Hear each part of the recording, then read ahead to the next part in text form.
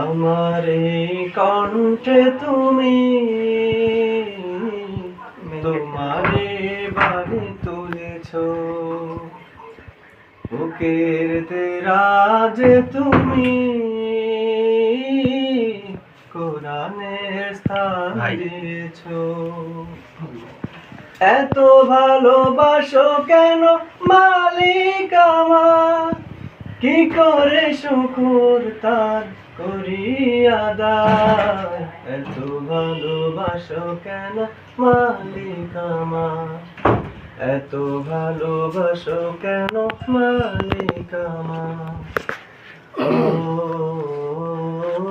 ও আ আ